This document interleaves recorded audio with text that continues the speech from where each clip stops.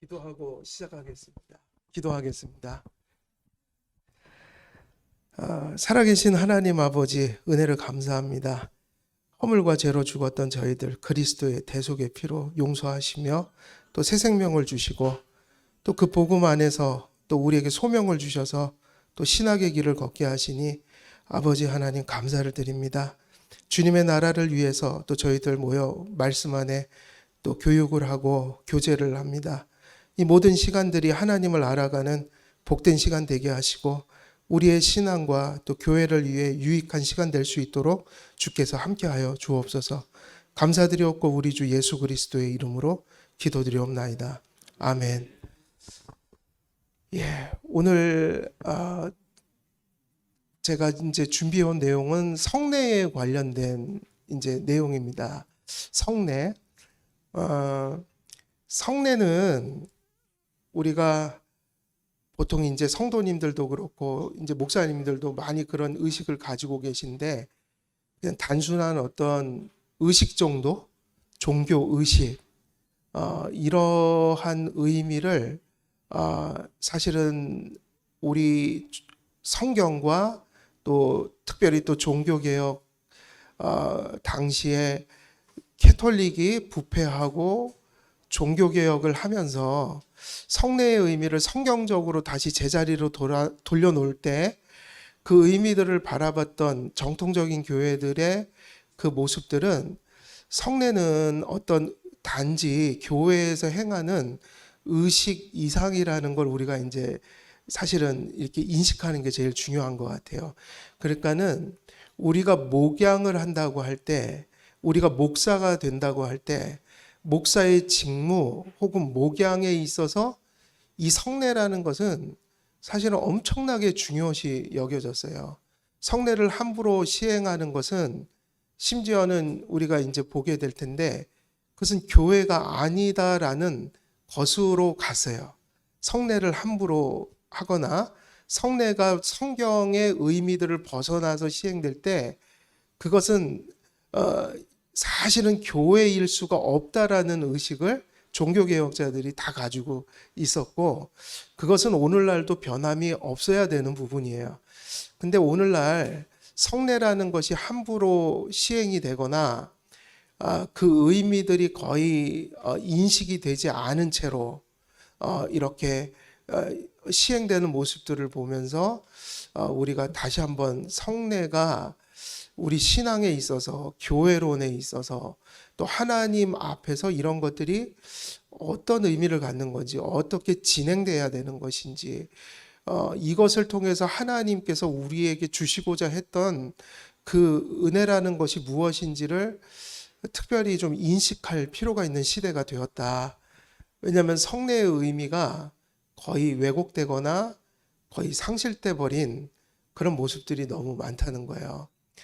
그래서 성례에 대해서 몹시 그 의미를 상실한 채로 그렇게 하는 경우도 있고 또 성례에 대해서 열심히 있는 분들을 또 보면 성례에 약간 미신적인 요소들이 들어와 버린 뭐 그런 모습들도 보이고 사실은 종교개혁 때 그 개혁의 대상 중에 가장 중요한 부분이 예배의 개혁이었는데 그 예배를 개혁하는 데 있어서 가장 중요한 그 개혁의 내용이 뭐였냐면 로마 캐톨릭의 미사를 개혁하는 거였다고요. 그 얘기는 성례를 개혁한다는 의미와 같은 거예요. 그래서 우리가 한번 좀 보도록 하겠습니다.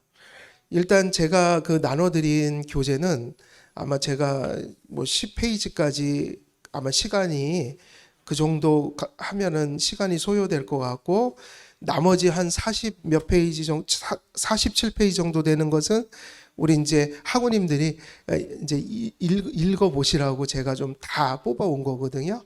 그래서 제가 강의할 내용은 아마 앞에 10페이지 정도 하면은 시간이 아마 거의 될 겁니다. 근데 나머지 부분 이제 다 설명 못 하더라도 꼭 한번 읽어 보시라고 드렸고요. 자, 그러면 성례라는 것이 무엇인가?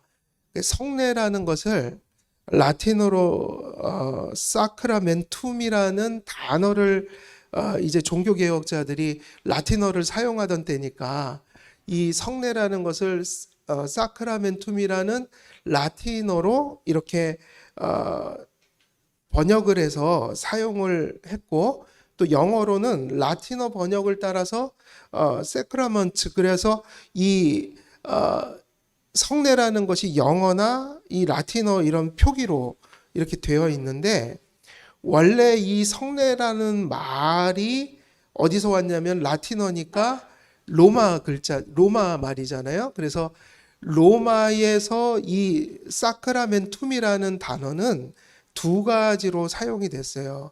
그래서 어떤 거로 사용됐냐면, 고대 로마에서 소송 사건이 있을 때 거기서 승리하는 자가 자기 몫을 되돌려 받고 패하는 자의 몫은 국가의 공금으로 들어가는 거죠.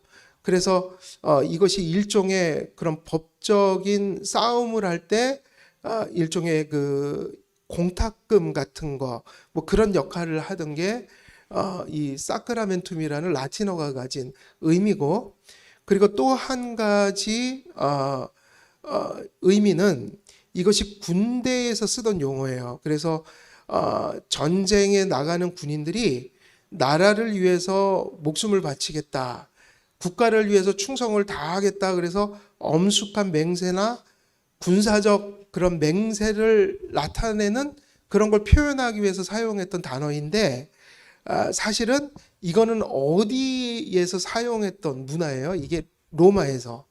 그러니까 용어는 가져왔지만 기독교에서는 이런 의미를 전달하려고 이 용어를 쓴 게 아니라는 거예요. 그러니까는 문자 자체로만, 사전적인 의미로만 우리가 파고들면은 성례가 무슨 의미인지를 잃어버리게 되는 거죠.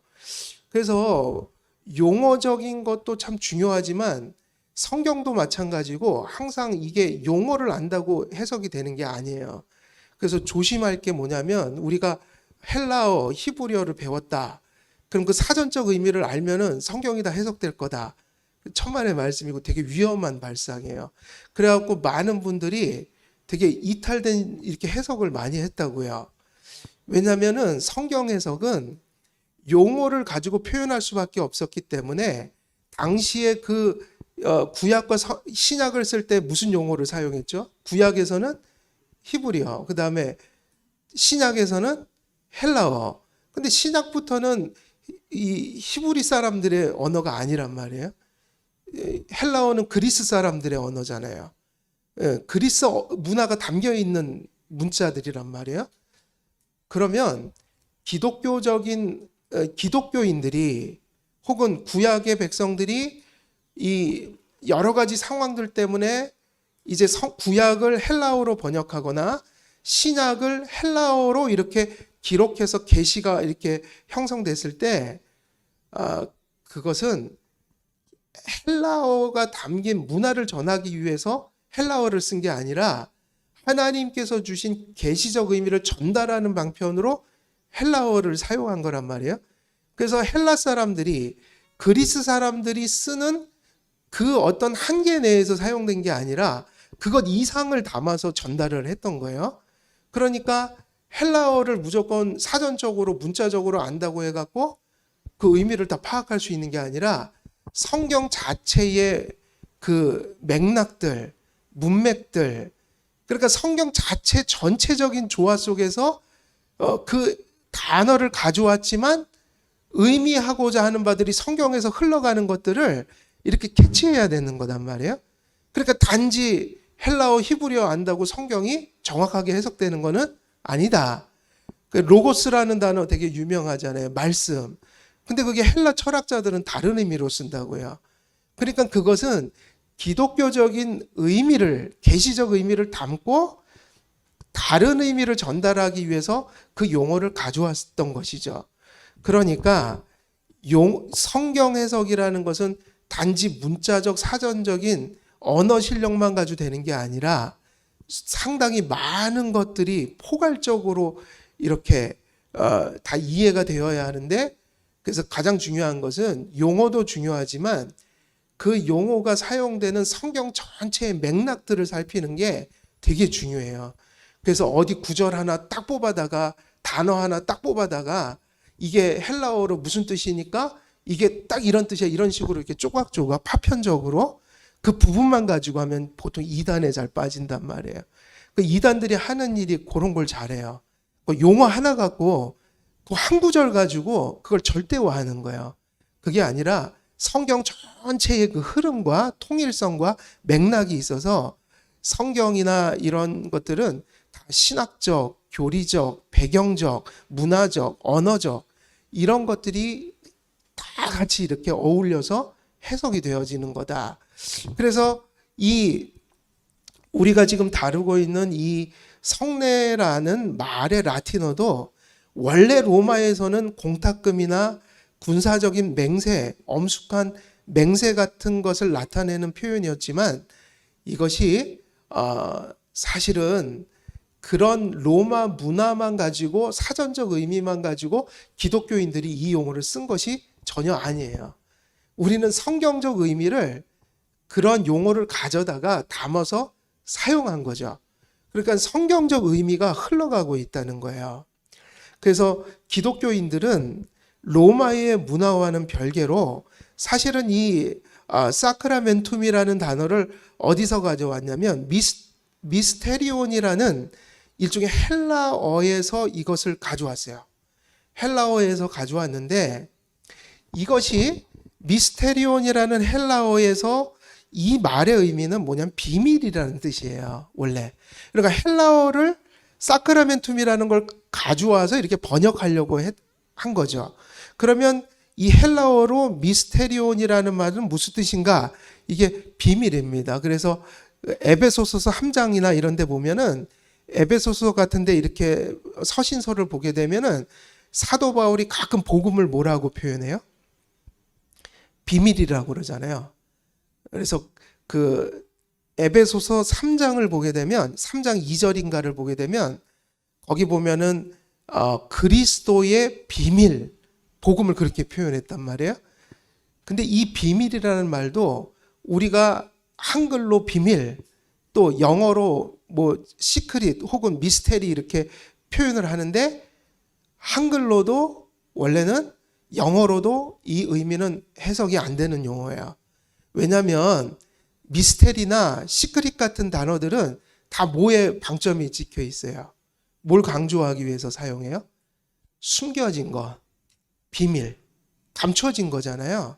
근데 원래 헬라어에서 사도 바울이 그 단어를 쓰면서 복음을 전할 때 비밀이라고 그랬다고요. 그러면은 사도 바울은 감춰진 것을 강조한 게 아니라 이해가 안 되고 사람들이 받아들이지 못하다가 그것이 드러나 버린 것을 강조하려고 비밀이라는 말을 썼어요. 그러니까는 원래 이 미스테리온이라는 비밀이라는 말은 한국말로 하면 감추는 거에 강조점이 있는데 성경에서 사도 바울은 어떤 의미로 썼냐면 드러난 것을 강조한 거예요. 뭔가가 이렇게 감추어져 있다가 비밀은 뭐냐면 드러나 버린 거. 복음이 감춰져 있었어요? 처음부터 드러나 있었어요? 어떤 의미에서 감춰져 있었냐면 결국 그 비밀은 예수님이거든요. 예수님. 성례에서도 지금 중요한 의미예요. 비밀은 성경에서 예수님이에요. 근데 예수님이 구약에서 감추어져 있지는 않았어요. 왜냐하면 구약에서도 계속 예언이 됐잖아요. 그죠? 구약도 다 은혜 언약이라고요. 근데 구약에서는 왜 감춰져 있었냐면 신약과 같이 드러나지는 않았어요. 예표로 전해졌고 아직 오시지 않은 상태이기 때문에 구약의 백성들이 예수님을 선명하게 봤어요? 희미하게 봤어요? 희미하게 봤으니까 기다리고 있었던 거죠.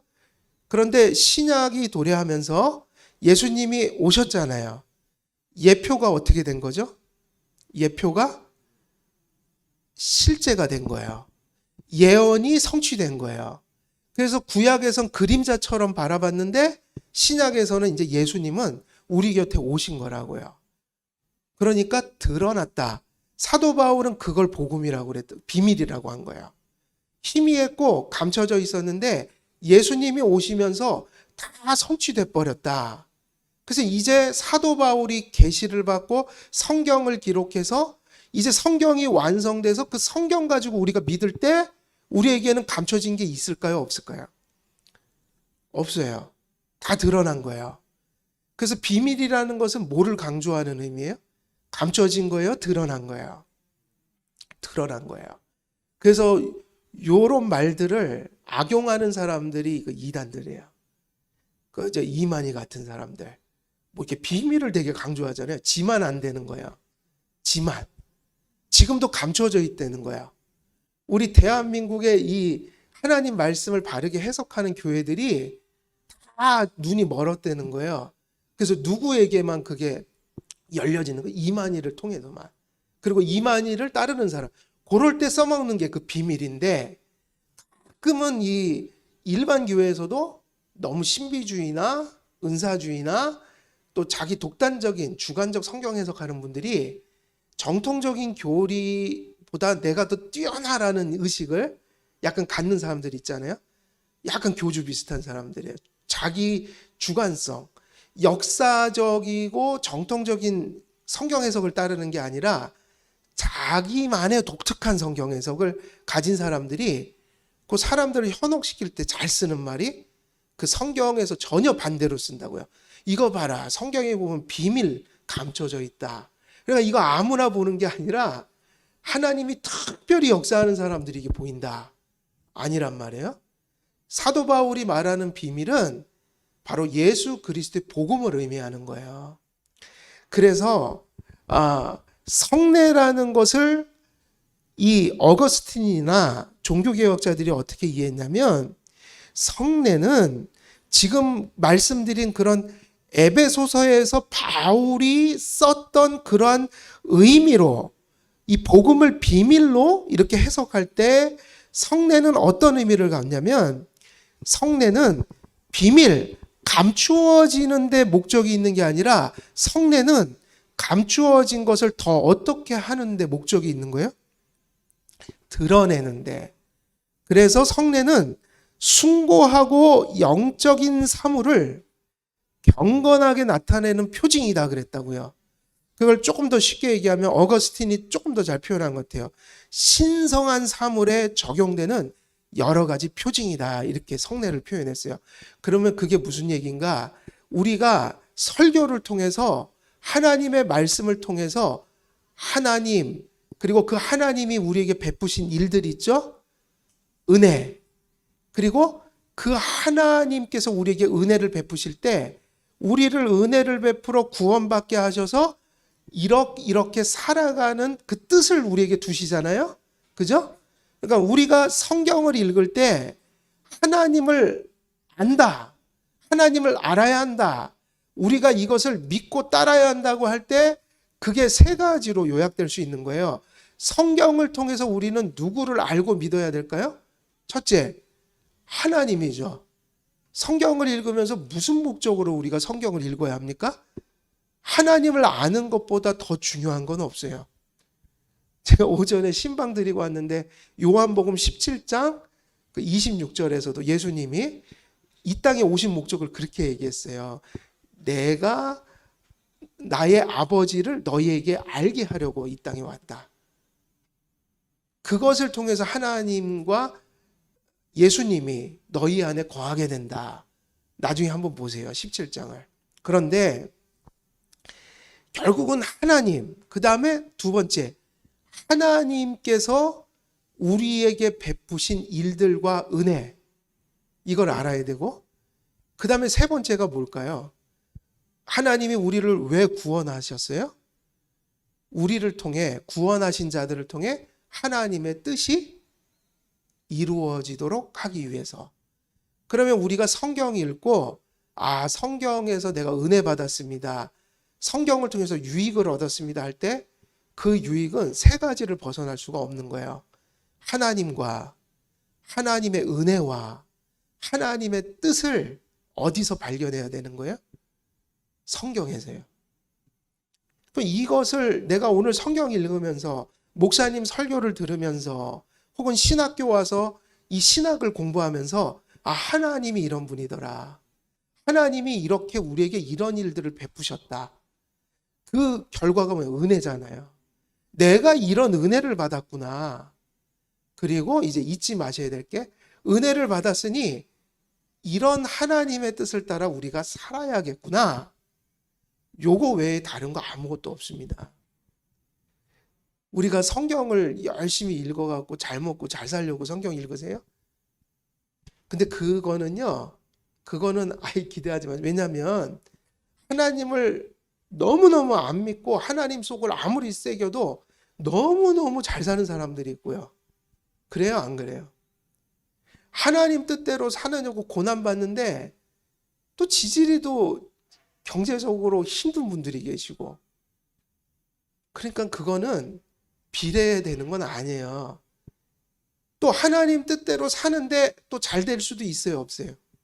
있죠. 또 하나님 말씀 지질이 안 듣는 사람이 경제적으로도 지질이 못 살 수도 있으니까, 사실은 잘 살고 못 사는 거는 다 하나님이 뜻을 따라서 각자의 몫을 따라서 또 그 사람이 열심히 성실히 일하는 가운데 주신 결실로 뭔가는 주시지만, 우리가 영적으로 바로 서 있다고 해서 세상적으로 복을 받는 거는 반드시 그거는 비례하는 거는 아니라고 봐야 돼요. 그러니까 성경은 엄밀히 말하면 그걸 주려고 성경을 읽으라고 하는 건 아니란 말이에요. 그러니까 가끔 목사님들이 혼란스럽게 만들어요, 성도들을. 예수님 잘 믿으면 다 복 받고 세상에서 출세하고 잘 되고 애들도 공부 잘하더라. 아이고, 우리 딸은 열심히 기도했는데 60점 받아오더라고요. 세상에. 아이고, 그렇게 또 노력도 얼마나 많이 하는지 몰라요. 지금 고1인데 아유, 지난번 중간고사 완전 다 망쳤어요. 근데 나는 그게 그 아이가 복을 못 받아서 그렇다고 보지는 않아요. 뭐 노력도 했고 뭐 다 했는데 내가 봐도 요즘에 공부가 만만치는 않더라고요. 그래서 결국 하나님과 하나님의 그 은혜와 그 하나님의 뜻이라는 것이, 이게 세상적인 방식으로 자연적인 의미에서 배울 수 있는 것들이에요, 아니에요? 이건 감춰져 있는 거잖아요. 어떤 의미에서 감춰져 있냐면, 거듭나지 않으면 알 수가 없고 이해도 안 되고, 머리로는 이해가 돼도 거듭나지 않으면 그게 믿어지지를 않아요. 무슨 얘기냐면, 이러한 진리들은 하나님이 계시하셔야 되는 거예요. 근데 어떻게 지금 계시를 주고 계세요? 지금 성경책, 성경이요. 지금은 사도들이 임시직이에요. 장로교 헌법을 보면 사도직은 임시직이에요. 사도가 있단 얘기예요, 없단 얘기예요, 지금은? 항존직이라는 것은 한 번 목사 되면 계속 목사 된다는 얘기가 아니라, 우리 헌법을 보면 목사와 장로, 집사는 항존직인데, 그 얘기는 하나님이 사도들이 떠나간 이후에는 사도들처럼 쓰시는 게 아니라 목사를 통해서 설교하게 하시고, 장로들을 통해서 권징하게 하시고, 집사들로 하여금 사랑의 사역을 하게 하신다. 그래서 그 목사, 장로, 집사라는 것이 주님이 오시는 날까지 직분제도로 교회에 남아있다, 이 얘기예요. 그게 항존직이에요. 그러니까 사도 시대는 이제 없다고요. 사도는 끝났는데 교회는 사도성이 있어야 되니까 우리가 사도를 따라야지 교회거든요. 근데 사도가 없잖아요. 그럼 뭐가 사도성이죠? 사도들이 기록한 성경, 그거를 따르는 곳에 교회가 있다는 얘기예요. 그러니까 하나님께서 이제 주신 계시는 유일한 계시예요. 하나님의 참된 계시는 어디에만 있을까요? 성경에만 있어. 그래서 종교개혁자들이 오직 말씀 이렇게 하지 않았어요. 월드 오브 갓 이러지 않고 솔라 스크립투라 이렇게 구체적으로 얘기했어요. 오니 바이블이에요, 하나님 말씀은. 그렇지 않으면 이렇게 얘기할 수 있죠. 왜? 구약에는 성경 없이도 직통 계시를 받았잖아요. 그죠? 그러니까 종교개혁자들이 헷갈릴까 봐, 왜냐면 캐톨릭이 그런 사고를 가지고 있었거든요. 교황도 계속 계시를 줄 수 있다. 교회에도 계시가 계속 일어난다. 그게 아니라 뭐만 이제 계신 거예요? 하나님의 말씀은 이제 뭐로만 남은 거예요? 성경. 그래서 월드 오브 갓 그런 게 아니라 바이블이라고 짚어줬어요. 우리 속에서 대단한 것이 보이고 깨달을 건 주관적인 거야. 그거로 하면 안 돼요. 목회는 여기서 나온 거라면, 왜냐하면 우리가 교리가 되게 중요합니다. 교리를 보면 생명과 같은 교리가 뭐냐? 거듭났다고 완전한 게 아니에요. 거듭난 성도들에게도 뭐가 남아있어요? 여죄가 남아있어요. 죽을 때까지 계속 부패성이 있어요. 성도들의. 성도들도 죽을 때까지 성화의 회개를 하라고 그랬어요? 하지 말라고 그랬어요? 성도들도 회개를 해야 돼요? 안 해야 돼요? 매일 해야 된다고요. 그 얘기는 뭐죠? 매일매일 뭐를 짓는다는 얘기예요? 여러분, 부패한 본성에서 나온 거로 목회하면 안 되고요. 뭐로 목회해야 될까요? 하나님의 말씀으로. 구체적으로 하면 성경으로요. 성경에 근거 없는 거는 얘기하면 안 돼요. 오늘날은 다 여기서 나온 거로 목회를 하더라고요. 제가 텔레비 나오면 때려 부시고 싶어요. 기독교 방송들. 와, 그런 목사들이 왜 유명해졌죠? 이름난 목사들이 제가 보니까 성도들 웃기고 앉아 있어요. 코미디언을 하면 되지. 그 장경덕 목사라는 사람도 제가 예의주시하는데 그 사람은 제가 보기 목사라기보다 엔터테이너예요. 내가 놀랄 노자예요. 거기 왜 동침이라는 데 나와서 맨날 이렇게 거기서 하는데 그거는 목사가 가이드하는 목사 그게 아니고 세상의 보편같이 세상 사람들이 서로 하나님 없는 사람들이 서로 위로할 때 목사가 왜 그 짓 하고 있냐고요. 설교 준비하고 앉아 있어야지. 그러니까 자꾸 설교 들어보면 제가 볼 때는 진리를 전하고 있질 않아요. 자꾸 세상 얘기하지. 계시로 하나님과 하나님의 뜻과 은혜를 깨닫는 거예요. 그러니까 성령과 하나님의 말씀이 성령님께서 성경을 통해서 우리에게 그것을 드러내지 않으면 생명이 없는 자들에겐 가려져 있잖아요. 그러니까 우리가 비밀을 깨달았다는 것은 새롭고 희귀하고 우리가 그동안에 얘기하지 않았던 대단한 어떤 것을 깨닫는 게 비밀이 아니라 성경에 기록된 말씀을 깨닫는 게 뭐예요? 비밀인 거예요. 이게 믿음과 성령이 아니면 감추어져 있는 거거든요. 근데 예수님 믿는 사람들은 가장 건전한 성경의 진리들을 함께 깨우쳐 가는 거예요. 나 혼자 깨닫는 게 아니라. 그래서 여러분 우리가 목회할 때 쉽게 빠져드는 거 성도들 우리 한국교회 성도들의 아주 위험성 그런 얘기 잘하죠. 뭐 쪼갠다 잘 쪼갠다 그런 거 너무 이상하게 해석을 하는 거야. 독특한 얘기를 하면 좋아한단 말이에요.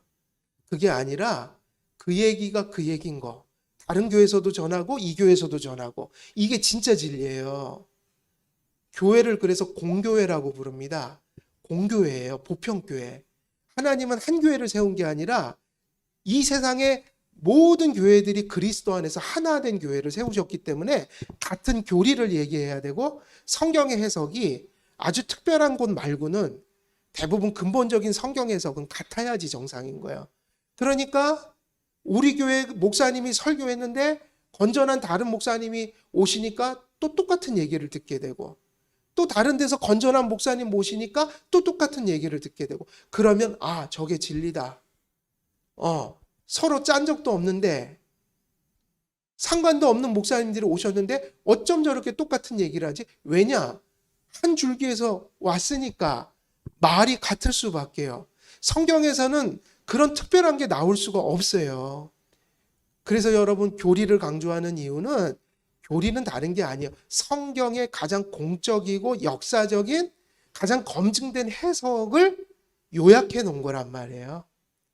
그러니까 얘기가 같아질 수밖에 없어요. 신학교를 바르게 졸업하고 진리를 정통교리를 배운 목사들은 어떤 목사를 여기다 세워놔도 예수님에 대해서 교회에 대해서 구원에 대해서 그리스도에 대해서 같은 교리가 나올 수밖에 없어요. 그래서 비밀이라는 것을 이렇게 얘기할 때 결국 성례라는 것이 무엇을 의미하느냐고 물으면 아까 말씀드렸던 하나님, 하나님의 은혜, 이 하나님의 뜻과 같은 성경이 우리에게 주고자 하는 그 본질적인 진리들 있죠? 이것이 눈에 보이는 거예요? 보이지 않는 거예요?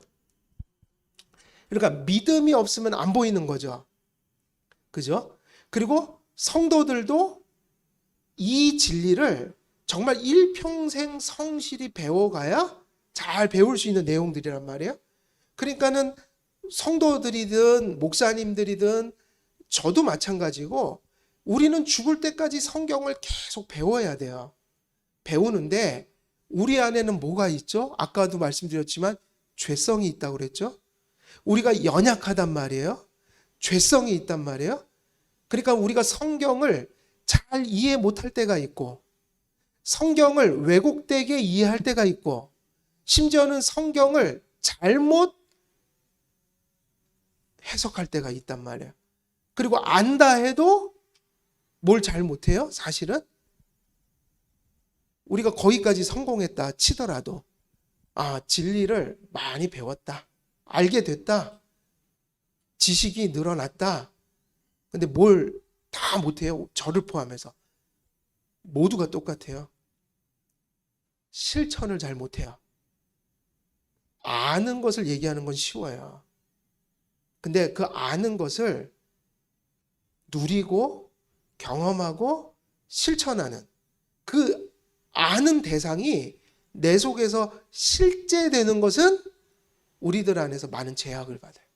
왜 제약을 받냐면 하나님이 우리를 사랑하지 않으셔가 아니라 하나님이 문제가 있는 게 아니라 우리가 죄성이 너무 많아서 들은 말 들을 때 호도하고 왜곡하고 잘 깨닫지도 못하고 그리고 안다 해도 뭐를 잘 못해요? 그 말씀대로 살아내는 것을 잘 못합니다. 누가 못하죠? 누가 좀 못하세요? 내가요, 내가. 다른 사람이 이렇게 하면 안 돼요. 그거는 같이 못하는 거예요, 다. 저는 그런 거 싫어해요. 이렇게 왜 뭐 어떤 목사님들 대단하다 막 그러잖아요. 저 목사님들 막 아니에요. 다 똑같아요. 사는 거. 안 봐서 그래요, 여러분. 절대 그 사람을 신격화시키지 마세요.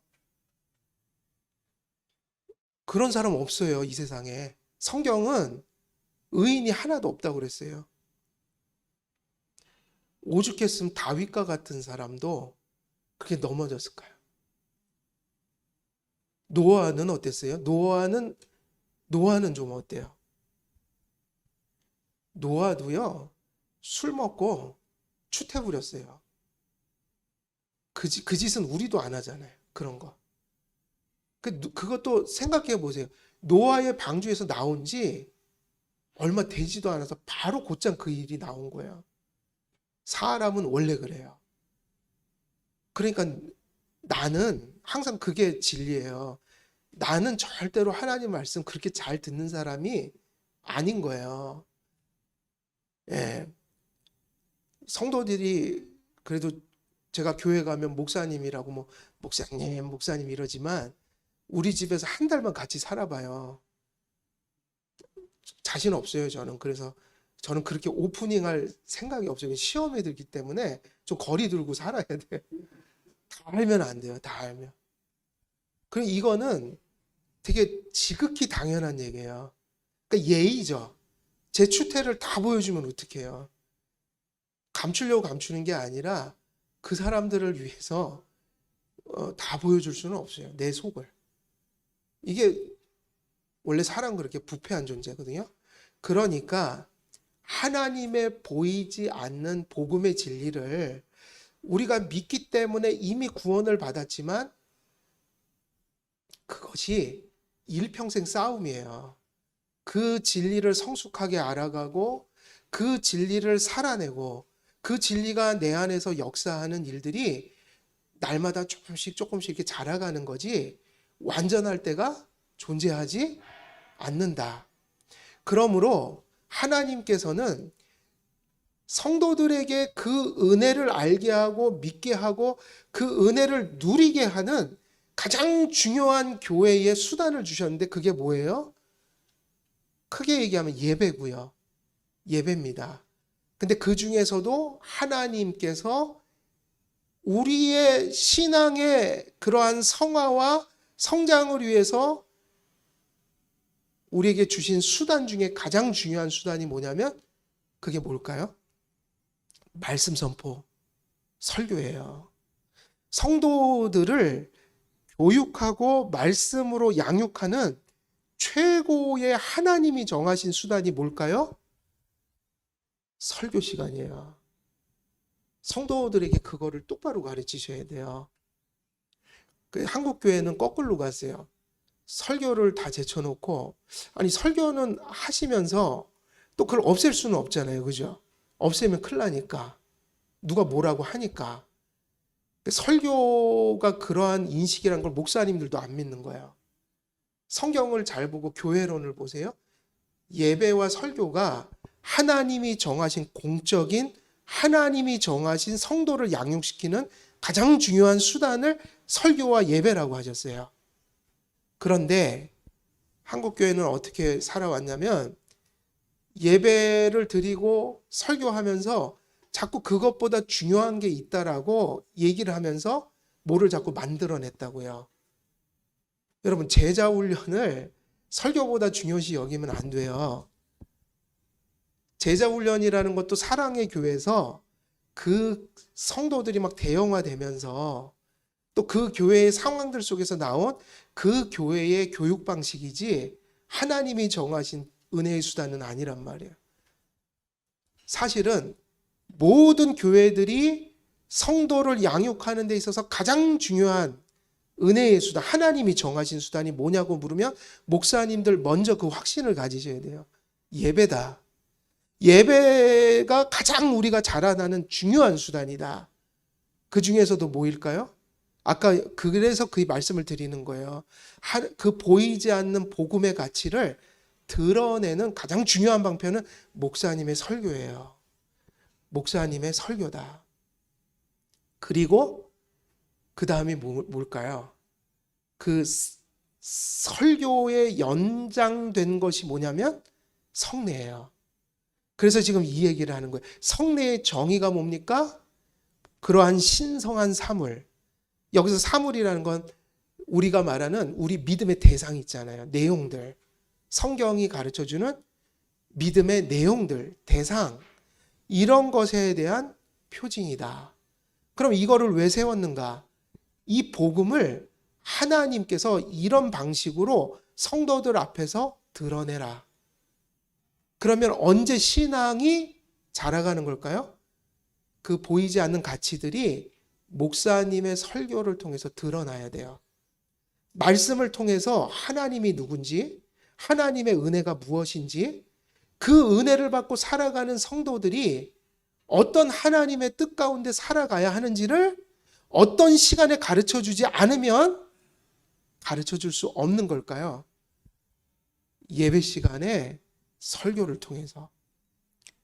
왜냐하면 하나님의 말씀에 대한 가장 강렬한 선포가, 가장 갖추어진 선포가 또 하나님께서 부여하고 성도들에게 가장 하나님께서 말씀하는 시간으로서 정당한, 공식적인, 그렇게 이해되어 왔던 성경적인 그 순간이 어떤 순간이냐면 바로 목사의 입술을 통해서 성도들에게 말씀을 선포하는 거였어요. 그래서 목사가 된다는 것은 엄청난 짐이기도 한 거예요. 엄청난 책임감을 가져야 되는 거예요. 그 소명은 무거운 겁니다. 왜냐하면 교회에서 가장 중요한 역할을 하고 있기 때문이에요. 설교하는 것. 근데 성례를 누가 집행하죠? 성례를 누가 시행하게 돼 있죠? 우리 종교개혁 신학 또 정통적인 교회론을 보게 되면 목사가 성례를 시행해야 돼요. 이유가 있죠. 설교의 연장으로 보기 때문이에요. 목사는 두 가지를 가지고 복음을 전하는 거예요. 목사는 설교를 통해서 복음을 하나님께서 설교하도록 하신 시간에 복음을 잘 드러내야 하고, 두 번째는 하나님께서 연약하기 때문에 성도들이 그들에게 복음을 드러내주라고 한 정말 중요한 하나님이 정하신 수단이 설교 외에 뭐냐면 바로 세례나 성찬과 같은 성례의 시간들인 거예요. 결국은 이렇게 하면 되게 많은 얘기를 이미 이제 꺼내게 된 거예요. 성례는 뭐를 끄집어내는 거예요? 뭐를 드러내주는 시간이에요? 복음이요. 복음. 그래서 설교를 통한 것을 의식을 통하여. 근데 그것이 그냥 의식이 아니라 하나님께서 제정하신 의식이어야 해요. 자, 이 부분도 되게 중요합니다. 우리는 목회를 하다 보면 이런 유혹을 당할 때가 있어요. 여러분, 우리가 목양을 할 때 교회에서 목사가 성도들의 유익을 위해서 이런저런 일을 할 때 그 이런저런 일들은 누가 명령한 것이며 무엇에 어긋나서는 안 되는 거죠? 하나님의 말씀에. 우리가 행하는 이 일 저 일이라는 것이 하나님이 하라고 하신 일을 해야 되는 거예요. 그래서 바로 신학교에서 뭘 배우냐면 예배학을 배우는 거예요. 예배학도 약간은 그 노선의 차이들이 있지만 그래도 얼추 보면 원리들이 거의 이렇게 울타리가 있잖아요. 기도는 뭐다, 또 설교는 뭐다. 지금 제가 한 얘기들은 대부분 건전한 설교학엔 다 있는 얘기예요. 지금 제가 한 얘기들이. 그러니까 결국은 예배학이라는 것은 뭐가 예배학이냐면 성경에 벗어난 것을 가르치는 예배학 책들은 태워버려야 되는 거야. 그 예배학 책이 정말 교회를 세우고 신학생들을 세우는 예배학이라면 그 예배학 속에는 누가 명령한 것들이 들어 있어야 되는 거예요? 성경에서 예배가 이런 것이라고 말씀하신 내용과 원리가 아주 세세한 것은 좀 다르겠지만 그 원리는 성경에 있는 것들이어야 되고 그런 것이 예배학인 거예요. 그러면 우리가 신학교 와서 신약, 구약 배우고 조직신학 배우고 예배학 배우고 다 이걸 왜 하죠? 목회를 내 맘대로 하는 게 아니기 때문인 거예요. 이런저런 일을 할 때 이것이 성경에서 명령한 목사의 직무구나. 이런 것들을 우리가 정립하기 위해서 신학교를 다니는 거예요. 그러니까 예배를 드리고 목양을 할 때 우리가 받는 그러한 유혹들이 뭐냐면 성경에 어긋난 것, 하나님이 우리에게 하라고 한 말씀이 아닌 것들을 실용적인 목적 때문에 뭐 이런 거 하면 사람들이 좋아하더라, 저런 거 하니까 사람들이 많이 모이더라, 이런 것들이 기준이 돼서 성경적인 의미를 살펴보지 않고 그런 것들을 막 차용해서 하게 되면 교회의 목양이라는 것이 성경을 어느덧 자꾸 벗어나게 시작해요. 그래서 우리들은 이러한 성례가 무엇이냐라는 것을 지금 우리가 공부하려고 모였지만 그런 목적에서 하고 있다는 게 이게 더 중요한 거예요. 제가 여기서 많은 거를 뭐 시간이 아주 많지는 않으니까 다 못 전하고 가지만 제가 내용들은 얼마든지 좋은 책들이 많아요. 우리 개혁주의적인 시각에서 쓰여진, 그리고 대부분의 그 신앙 고백서들, 정통적인 500년 이상 된 그런 뭐 여러 가지 뭐 웨스트민스터 신앙 고백서, 하이델베르그, 도르트 신조, 벨직 신앙 고백서, 수많은 것들이 이미 다 제가 한 얘기들을 거기서 하고 있는 내용들이고 저는 거기 있는 내용을 단지 전하고 있을 뿐이에요. 그게 무슨 얘기냐면 여기서 세세한 얘기는 다 못하겠지만 지금 말씀드리고 있는 우리가 가야 될 목양의 방향, 건전성, 이것이 어떤 의미에서 성경적으로 서가야 되는가, 이런 것들은 정말 중요한 부분이다. 그래서 성례의 의미를 우리가 이렇게 찾아갈 때 아까 말씀드렸듯이 사크라멘툼이라는 어떤 그 용어를 가지고 우리가 이제 문자적인 의미에서 그게 어떤 의미로 성례의 단어로 사용됐는가를 얘기하지만 성례의 용어적 의미를 넘어서서 이제 신학적 의미를 살펴봐야 되는 거죠. 그래서 성경에서 성례를 한두 곳에서 다룬 게 아니라 성경 속에는 성례에 대한 의미들이 많이 여기저기 두루 퍼져 있어요. 그러니까 용어를 넘어서서 성경을 쭉 읽다 보면은 신약과 구약을 다 읽다 보면은 연구하다 보면 거기서 무슨 의미가 나올까요? 성례의 의미들이 디피니션은 안 돼 있지만 이런저런 의미들이 엄청나게 다양하게 성경에서 언급되고 있단 말이에요. 그거를 모아놓은 게 교리라는 거예요. 그래서 성례의 신학적 의미를 우리가 살펴보면 자, 그러면 성례라는 것은 성경에서 신학적 의미를 살펴보면 성례가 아까 그런 복음을 드러내는 상징, 표이다 이랬잖아요.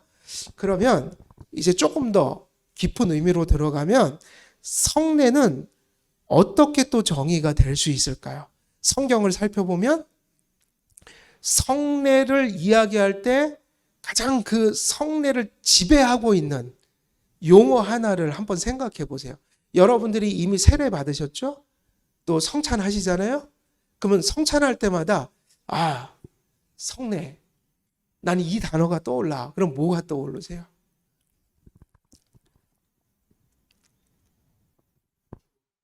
네.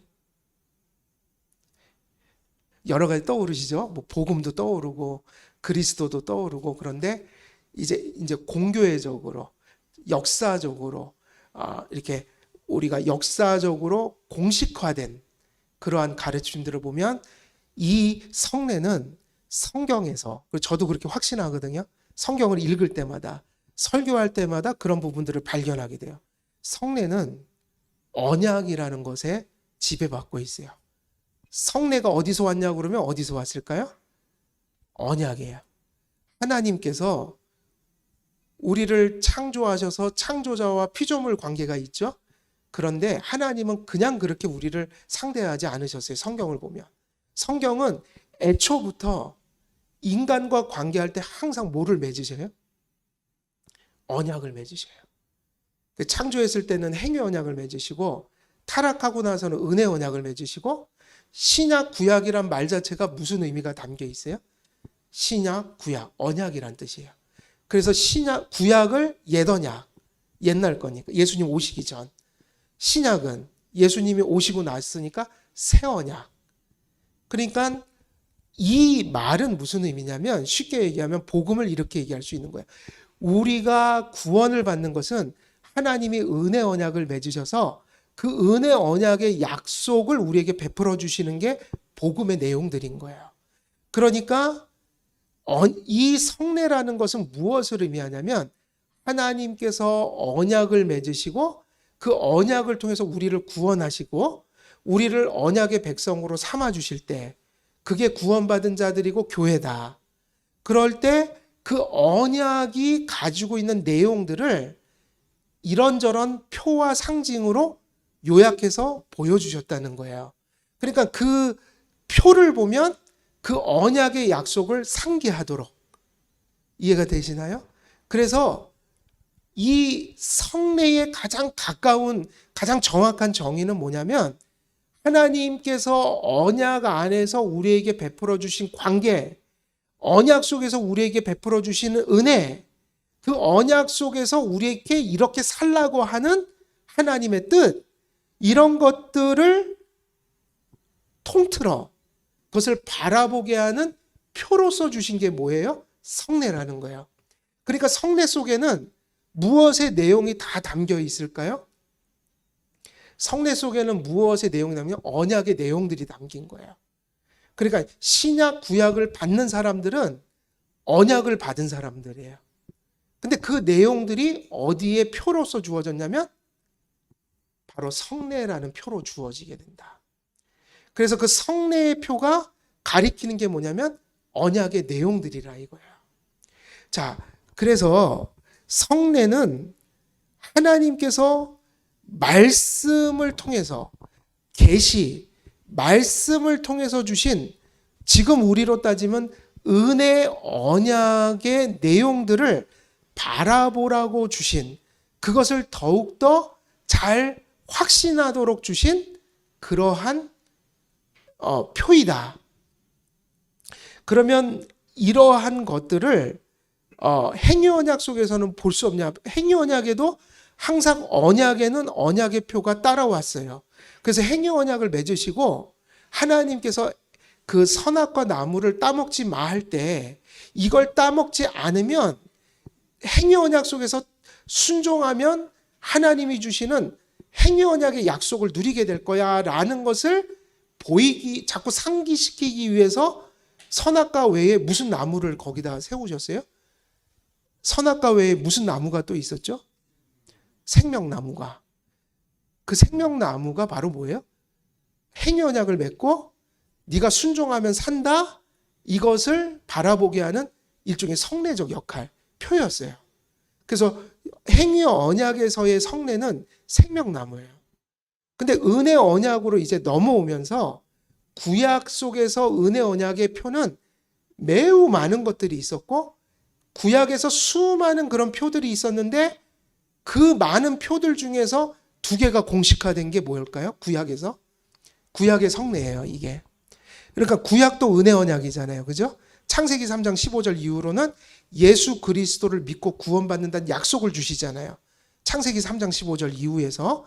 그러니까 이제 은혜 언약의 시대가 도래할 때 은혜 언약의 표를 계속해서 주십니다. 왜냐하면 언약이기 때문에 표가 반드시 따라와요. 그러면 되게 많은 게 있는데 대표적인 게 뭘까요? 공식화한 게 아브라함 때 가서 할례라는 걸 주셔요. 이게 구약의 성례예요. 그 다음에 또 하나 주시죠. 출애굽기 할 때. 출애굽할 때 유월절. 그래서 구약에서 공식적인 게 두 개가 생겼고 그리고 나머지도 있어요. 되게 많아요. 근데 신약으로 넘어오면 몇 개가 있어요? 성례가? 신약에서 두 개요. 세례와 성찬. 이건 같이 있는 거예요. 왜냐하면 세례를 받지 않으면 뭐를 참여할 수 없어요? 성찬을. 그러니까 두 개예요. 자, 그러면 왜 항상 언약을 주시면 표를 주실까? 자, 언약 속에는 뭐가 들어있다고 그랬죠? 언약 속에는 항상 하나님이 우리에게 약속을 하시는데 언약 속에서 그분이 우리에게 이루겠다는 약속이 있다고요. 우리에게 성취하시려는 약속이 있고 또 언약 속에는 뭐가 있죠? 약속도 있지만 그 언약의 복을 받은 사람들은 누구의 말씀을 순종하면서 살아가야 될 의무도 있어요? 하나님. 그럼 그런 것들을 상기시키는 게 표다. 그럼 이제 성례를 다른 말로 표현하면 이제 이렇게 또 가는 거예요. 성례는 이제 몇 가지가 나왔죠? 가장 지금 먼저 얘기한 거는 언약의 표라고 그랬죠? 그럼 성례는 또 다른 말로 어떤 의미? 언약의 표가 가리키는 건 뭐냐? 이것은 성례는 하나님이 주신 언약을 인치는 것이다. 그래서 인이라는 표현을 써요. 인친다는 게 무슨 뜻이죠? 인친다는 거. 거기서 인은 그죠? 그 말 그대로 도장을 찍는다는 얘기예요. 자, 그러면 언약의 표라는 게 왜 유익의 수단이 되는가? 이걸 잘 상기하시면 좀 이해가 더 빠를 거예요. 자, 목사님께 설교를 들어요. 그래서 믿음이 생겼어요. 그래서 믿음을 가지고 말씀을 붙들고 삽니다. 근데 우리가 말씀을 붙들고 믿음으로 산다고 할 때 말씀 붙들고 믿음으로 살아가는 우리들은 어떻다고 그랬죠? 아까? 연약하다고 했죠? 연약하다고 했어요. 요것을 조금 더 쉽게 설명하면 이런 의미인 거예요. 여러분이 결혼을 하실 때 결혼은 누구하고 하세요? 결혼은 왜 하세요? 내가 사랑하는 사람하고 하잖아요. 서로 일평생 의지하고 하려고 이제 우리는 한 몸이다. 서로 이제 일평생 언약, 일종의 언약이에요. 이것도 결혼도 언약이에요. 우리가 서로가 죽을 때까지 서로에게 책임과 의무와 사랑을 다하면서 힘겨운 세상 속에서 나 혼자 못 사니까 우리 같이 삽시다 이런 게 부부잖아요. 그게 결혼이잖아요. 그래서 결혼도 언약이라고 한다고요. 사랑하고 책임지고 서로에 대한 의무를 다하고 그 일종의 약속이에요. 그런데 결혼을 할 때 그러면 사랑만 하면 되잖아요. 그죠? 사랑만 하면 되니까 그냥 오늘 우리 사랑하면 결혼식도 안 하고 혼인신고도 안 하고 그냥 오늘부터 삽시다 그렇게 하면 되겠어요? 안 되겠어요? 돼요? 안 돼요? 우리는 그거를 사회적으로 용납이 잘 안 되죠? 당연한 거예요. 그래서 결혼을 하면 뭐가 따라오죠? 항상 예식을 하고 정상적으로 예식을 할 때 뭐도 나눠요? 반지를 나누잖아요. 근데 반지를 왜 나누죠? 다야의 목이 말라갖고 막 그렇게 하나요? 금덩어리에 눈이 멀어서? 그게 아니라 그게 되게 중요한 거예요. 그 어떤 분들은 그래요. 아, 사랑하면 됐지. 뭐 그런 거 필요해. 근데 그건 아니에요. 남자들이 그렇게 하고 싶어 하는 남자들이 많은데 그건 해줘야지 맞는 거라고 봐요, 저는. 왜냐? 반지를 껴준다는 거는 단지 금덩이를 주는 게 아니에요. 뭐죠? 내가 너를 사랑하는데 그 사랑하는 마음을 가시적으로 표현해 준 거라고요. 눈에 보이는 걸 가지고 해줘야 돼요. 그거를 함부로 여기면 무슨 생각이 들어요? 사랑한다고 하면서 마음이 없나? 아니, 마음이 있으면 뭐로 표현해 줘야 되니까. 가시적인 게 보여야 될 거 아니에요? 그래서 결혼식 때 반지는 서로의 언약의 표징이에요. 우리가 사랑한다. 또 무슨 의미가 담겨 있죠? 내가 너를 책임지겠다. 그리고 우리 서로 신뢰하면서 가자. 요거를 상징적으로 반지에다 실어서 껴주니까 별거 아니지만 구리 반지를 껴줘도 결혼 반지는 거기다 의미를 두고 살아가는 거예요. 그게 뭐냐면 인친다는 얘기예요. 왜냐하면 성례로 구원을 받습니까? 말씀을 믿어서 구원받았습니까? 말씀을 믿어서 구원받죠? 그럼 성례가 구원하는 건 아니에요. 그런데 믿은 사람들은 연약함 속에 쌓여 있다고 그랬죠?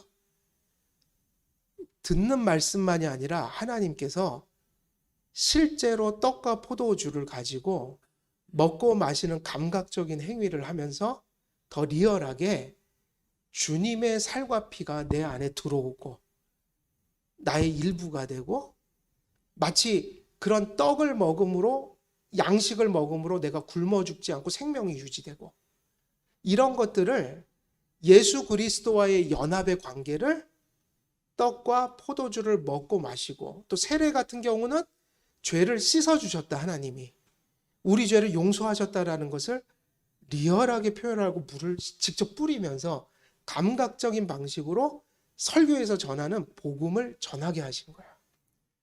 자, 그렇게 된다면 성례가 하는 일이 뭐인 거예요? 인친다고 할 때 인친다는 의미는 뭐죠?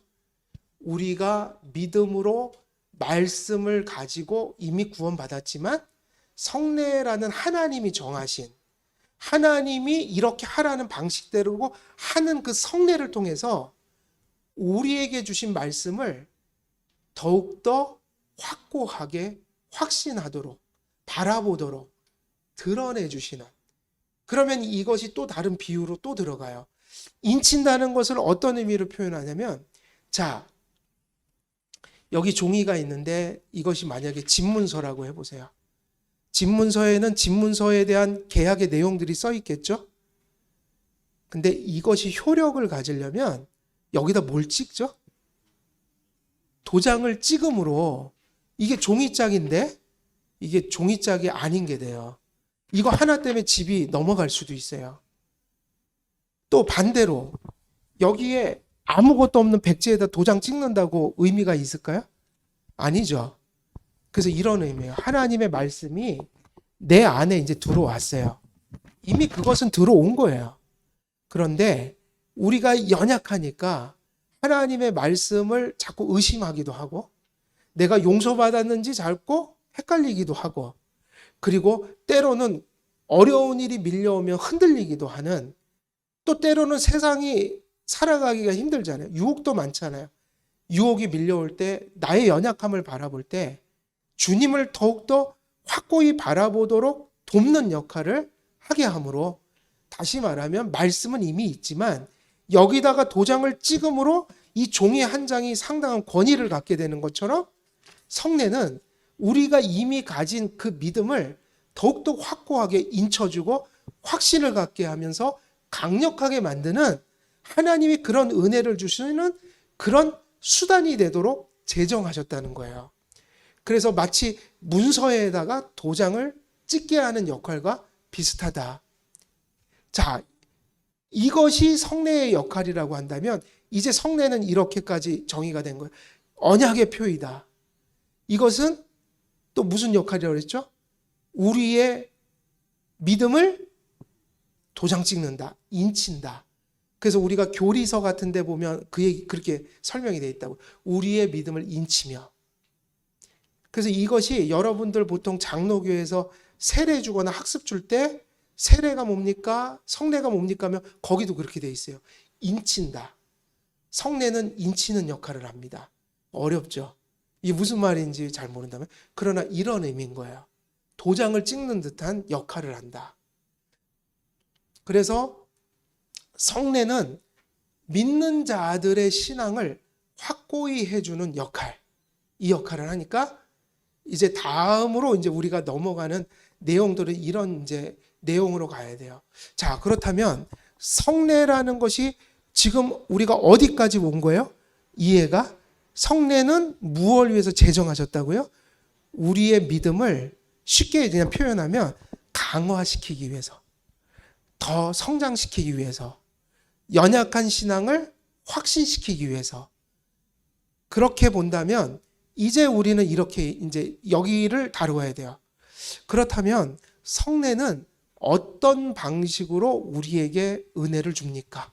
어떤 방식으로 은혜가 임하게 됩니까? 묻는 거예요. 자, 1차적인 조건은 이거예요. 하나님의 말씀대로 성례가 이해되고, 하나님이, 그러니까 예를 들면 성만찬, 세례는 누가 명령하신 그대로 해야 돼요?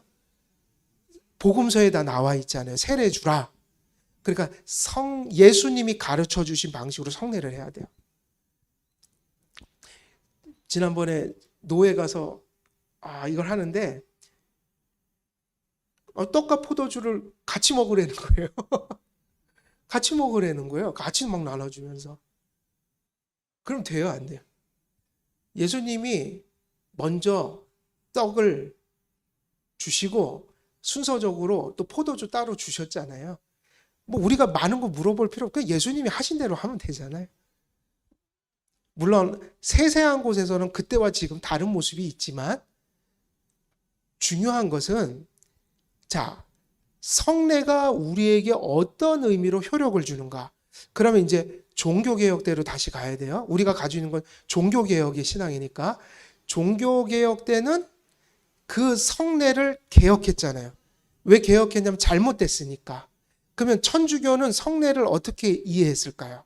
효력이 어떻게 임한다고 봤을까요? 자동으로. 그래서 캐톨릭은 이렇게 가르쳐요. 성례의 의미고 모르고 평신도들은 몰라도 돼, 이거예요.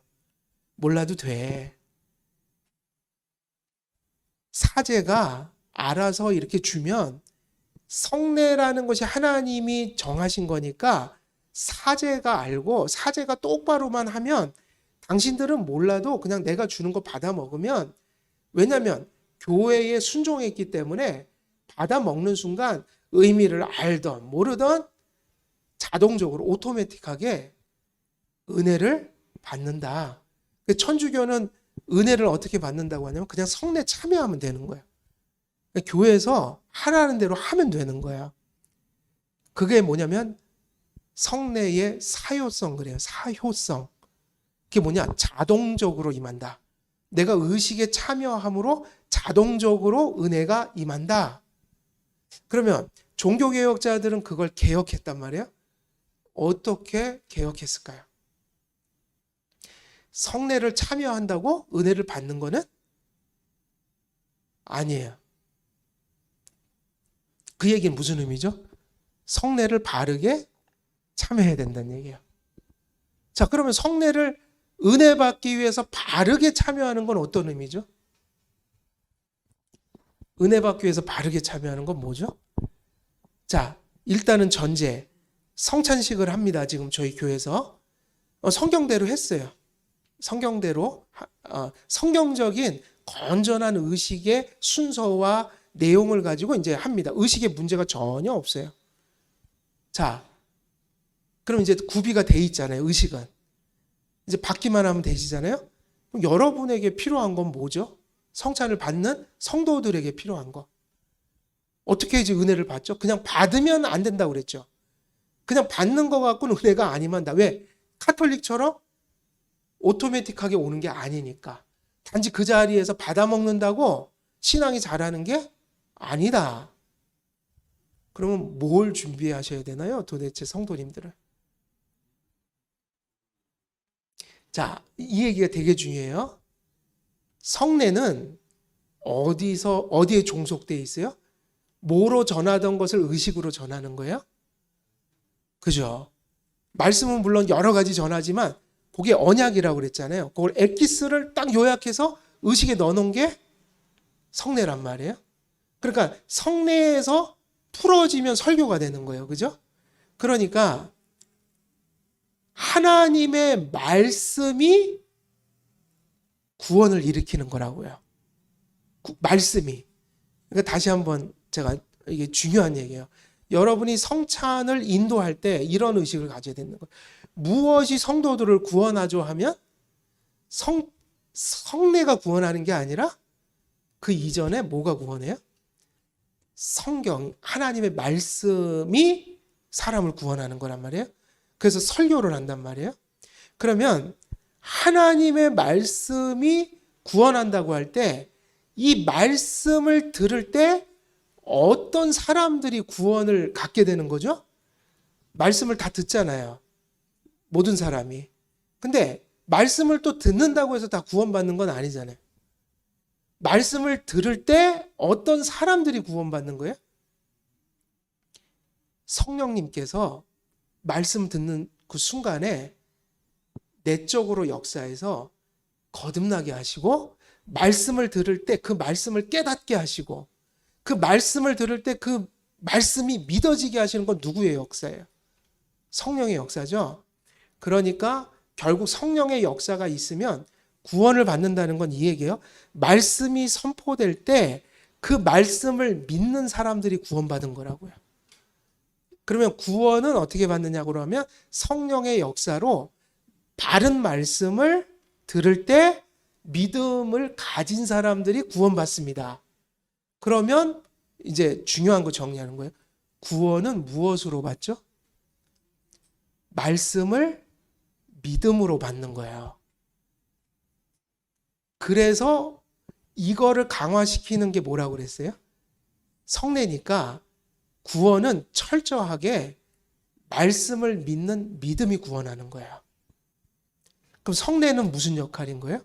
성례는 말씀을 믿는 믿음을 떠나가면, 다시 말하면 말씀이 잘못됐거나 믿음이 없다면 성례는 1000번을 참여해도 그 세례가 아무 의미가 없고 10,000번을 참여해도 성찬이 의미가 없는 거니까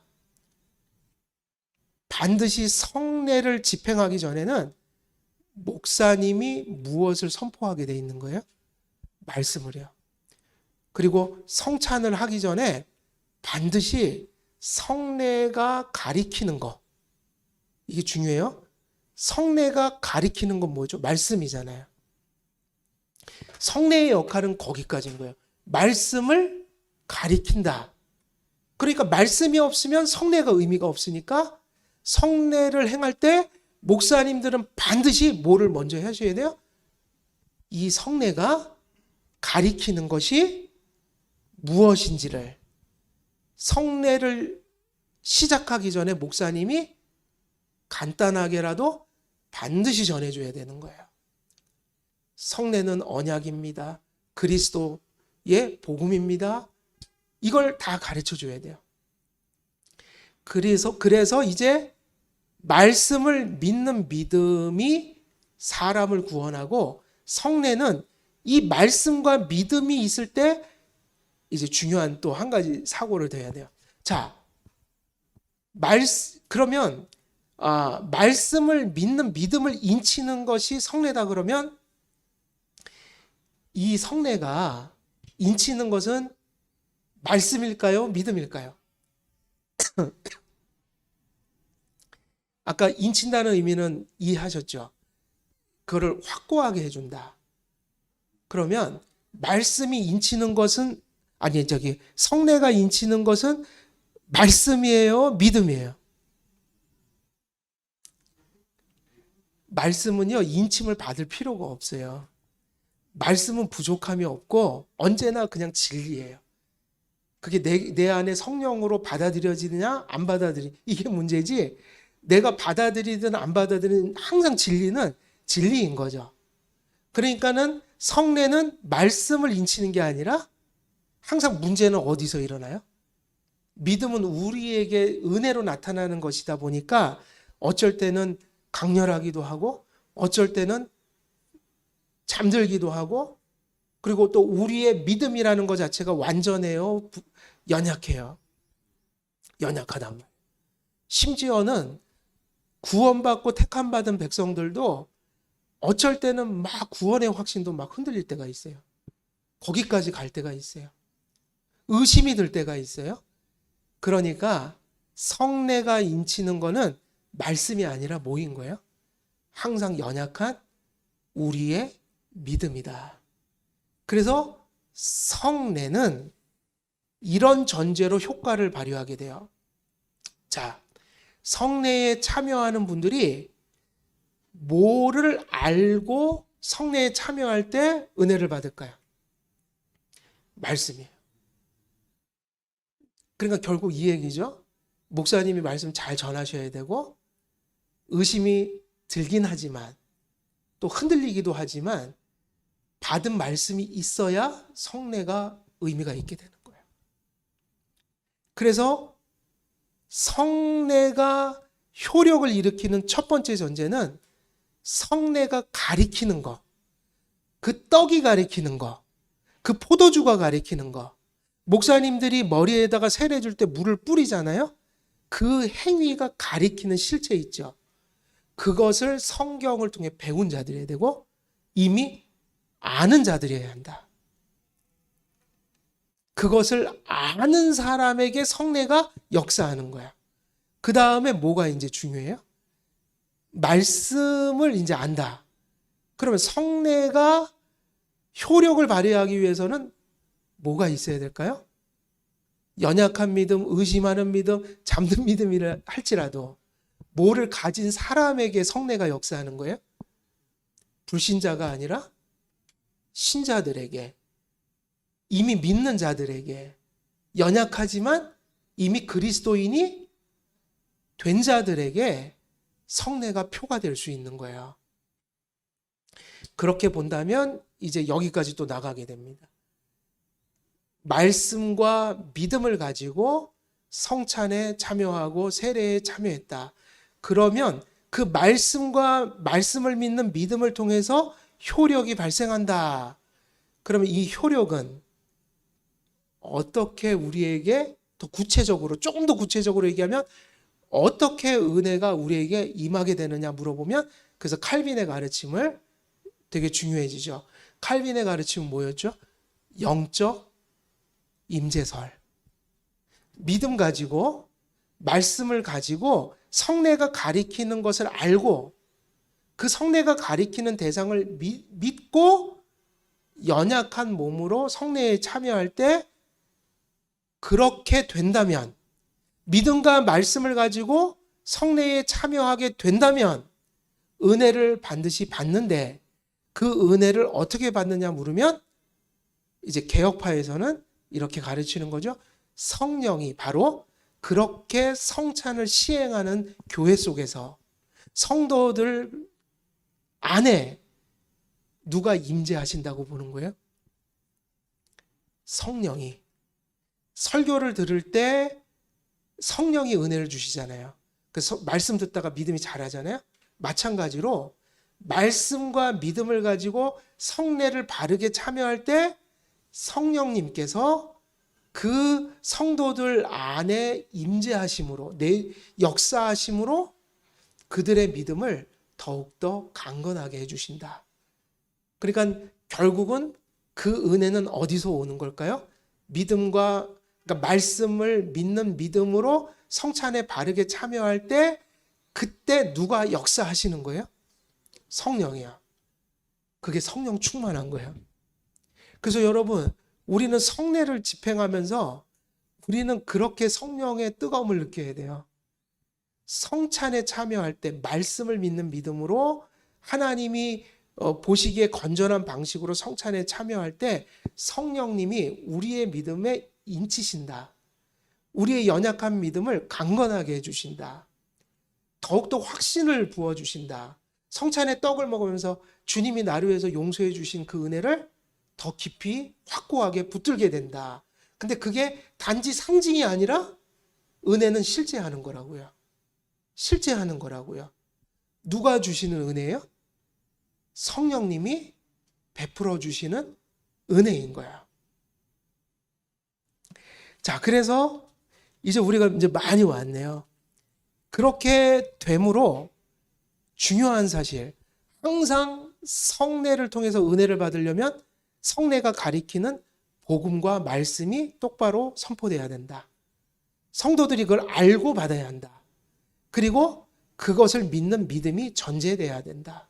그렇게 한다면 이 성례는 단지 의식이 아니요. 단지 의식이 아니에요. 단지 상징이 아닌 거예요.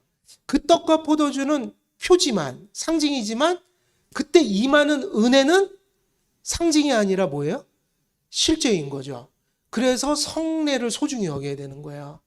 성도님들이 예수 그리스도를 배워가고 자라가고 그 안에서 은혜를 누리는 실제적 은혜가 임하는 시간인 거예요. 그래서 우리가 자꾸 뭐 이런 프로그램을 해갖고 성도들을 은혜를 베풀, 이게 아니라 이미 주신 거 있잖아요. 성례. 이 성찬을 다시 회복시켜갖고 성도님들이 정말 큰 의미를 두고 성찬에 참여하게 만드는 게 사실 목사님들의 큰 과제예요. 이제 여기까지 얘기하면 영적 임재까지 다 얘기했고, 이렇게 얘기한다면 이제 이런 이야기들이 정리가 됩니다. 뭐냐면 이제 성례의 목적이 여러 가지가 정리가 되어져요.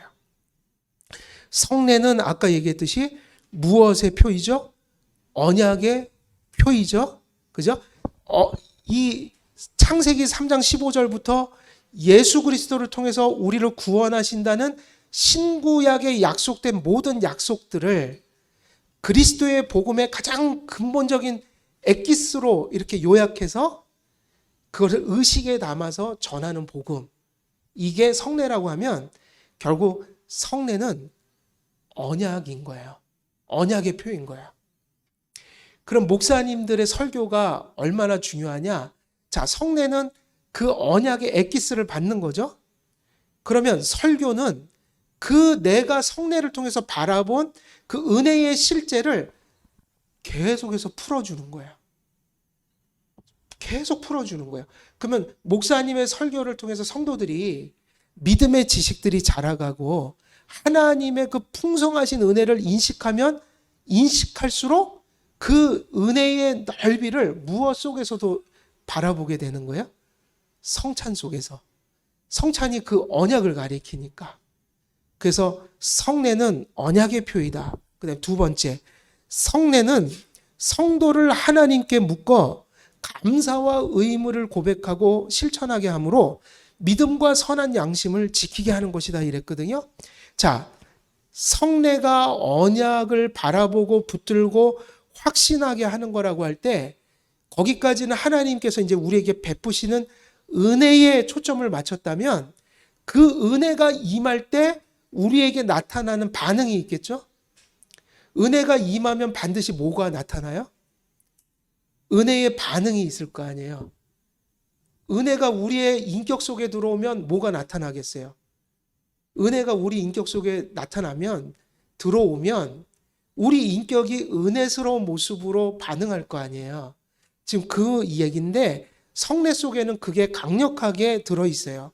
자, 성도님들이 성례를 통해서 하나님의 언약의 그 무한한 축복을 깨닫게 되면 성례의 시간은 하나님이 주신 것을 깨닫는 시간인 동시에 내가 받은 은혜에 대한 뭐가 넘쳐나는 시간이기도 한 거예요. 감사. 감사는 은혜에 대한 뭐일까요? 반응이에요. 반응. 은혜가 들어오면 나타나는 게 뭐예요? 감사예요. 그래서 교회에서 사실은 은혜 받은 가장 큰 증거는 뭐냐면 목사와 성도들이 감사하면서 살게 돼요. 이게 구원론적 감사예요.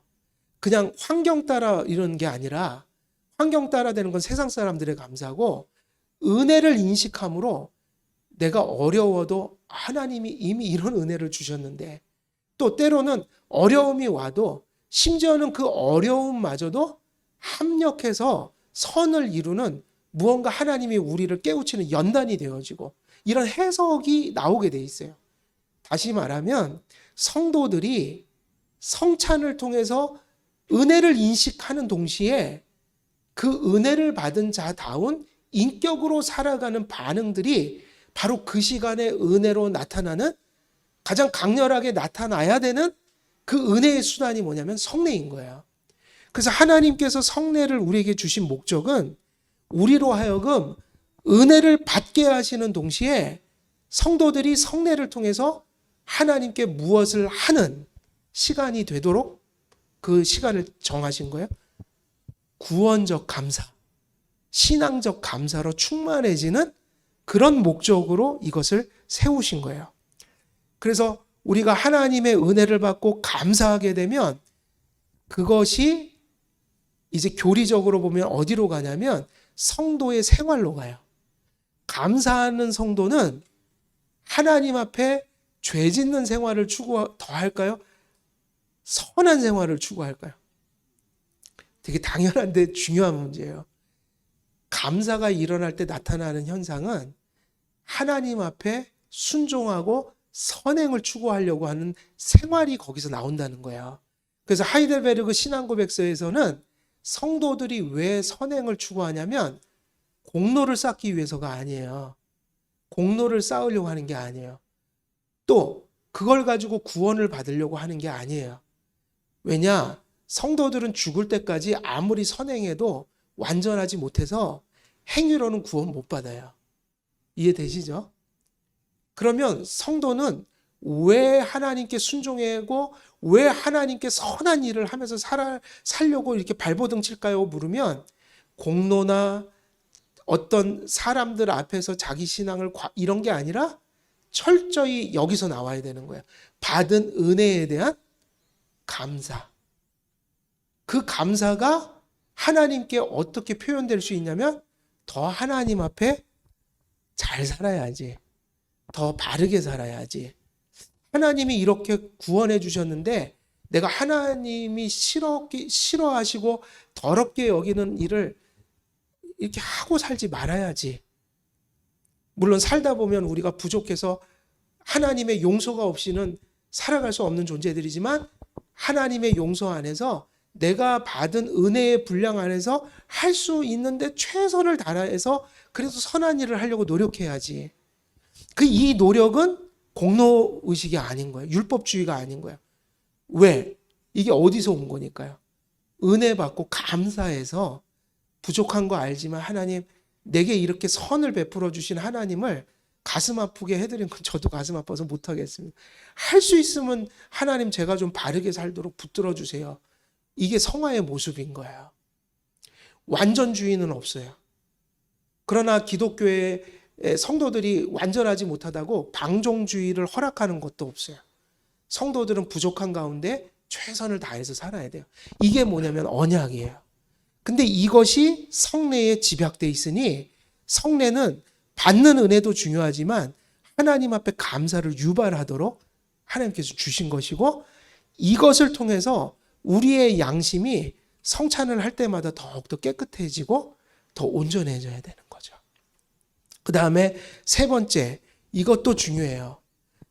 자, 성찬이 바른 믿음과 무엇과 연계되어 있어요? 진리와 연계되어 있죠?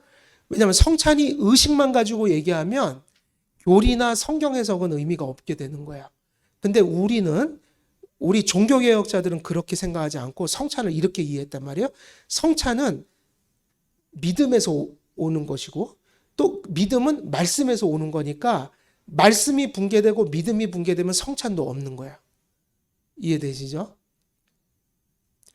그러니까 성찬이 바르게 시행된다는 것은 그 앞에 무엇이 그 교회에 존재한다는 얘기예요? 믿음이. 근데 그 믿음은 종교적 믿음, 미신적 믿음, 내 안에서 부패한 본성이 만들어낸 믿음이 아니라 그 믿음은 무엇에 근거한 믿음이에요? 성경에. 그럼 성례가 완전히 이렇게 시행된다는 얘기는 말씀이 세워져 있다는 증거인 거야. 그러면 성례가 붕괴되기 시작한다는 건 뭐를 의미할까요? 자꾸 성례가 카톨릭처럼 이상하게 되어 간다. 이러면 그 교회의 믿음이 점점 이상해져 가고 있는 거야. 그리고 궁극적으로는 믿음이 잘못돼 간다는 거는 결국 그 교회의 성도들이 무엇에 있어서 자꾸 이상한 길로 간다는 거예요?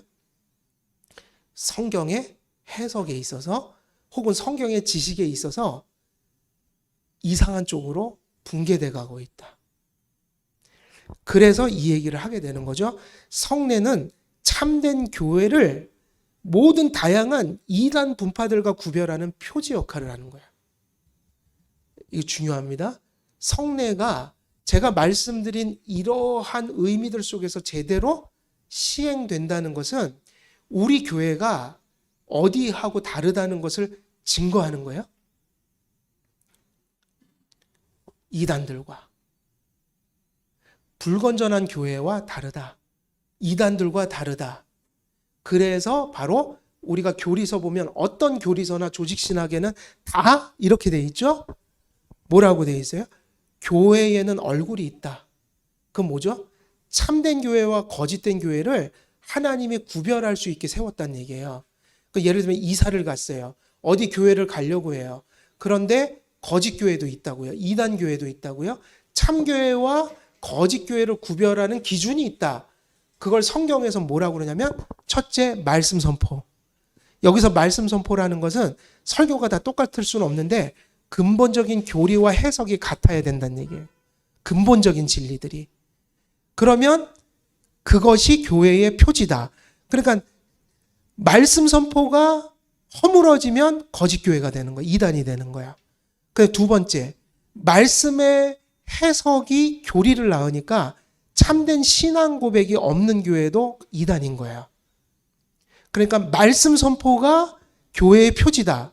그럼 두 번째 표지는 뭐겠어요? 이것과 연결되어 있기 때문에 모든 조직신학 책들은, 교리서들은 성례가 교회의 표지입니다. 그렇게 가르쳤던 거예요. 그러니까 성례가 어떻게 시행되는지를 보면 거기 복음이 압축되어 있기 때문에 여기서 탈이 나면 그 교회는 이단이다. 그래서 교회의 표지가 두 번째가 뭐라고요? 성례예요.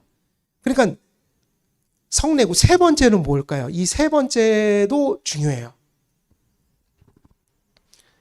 권징, 칠이. 왜냐하면 교회에는 권징이 있어야 돼요. 말씀과 신앙 고백과 이것의 치명적인 잘못이 이루어지면 교회에서 목사와 장로들이 모인 장로의 회는, 예를 들면 당회, 노회, 총회 이런 게 있잖아요.